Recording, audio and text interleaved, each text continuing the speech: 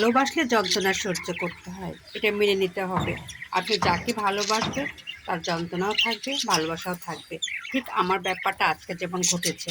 এই দেখুন, কালকে রাতে ঝড় বৃষ্টি হয়েছে আর আমার বেলকনিটা অনেক সুন্দর হয়েছে, তার মানে কাদাতে ভর্তি। এই দেখুন,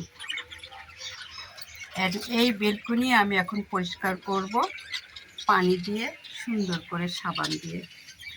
তার কারণ কি জানেন? বেলকুনিতে গাছ পারলে ঝড় বৃষ্টি হলে কাদা বেলকুনিতে পড়বে এবং মেঝেতে পড়ে এমন নষ্ট হয় যে পা দেওয়া যাচ্ছে না।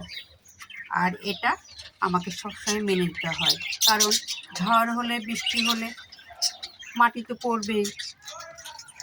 আর এই কারণে আমার এই যন্ত্রণা সহ্য করতে হবে, কারণ আমি গাছগুলোকে অনেক ভালোবাসি।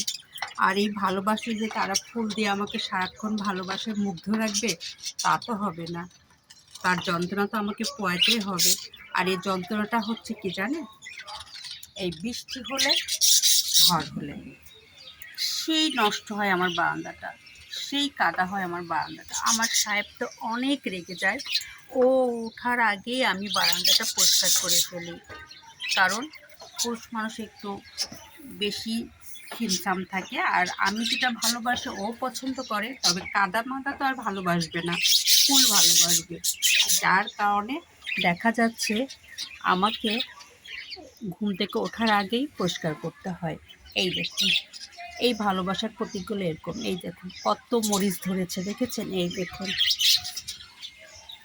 এই দেখুন ঝেঁকে গাছে মরিচ আসছে। এই ভালোবাসাগুলোর জন্যই আমি কাদা মাদা যাই থাকুক, ঝড় বৃষ্টি আসলে সুন্দর করে আমি বারান্দাটা পরিষ্কার করে ফেলি। আর এখন আমি এই বারান্দাটা পরিষ্কার করার জন্যই একটু আপনাদের জানালাম যে ভালোবাসলে যন্ত্রণাও সহ্য করতে হবে, তা না হলে একতরফায় ভালোবাসা পাওয়া যায় না। সেটা আমার বেলকুনি। দেখুন কি কাদা মাদা, দেখেছেন?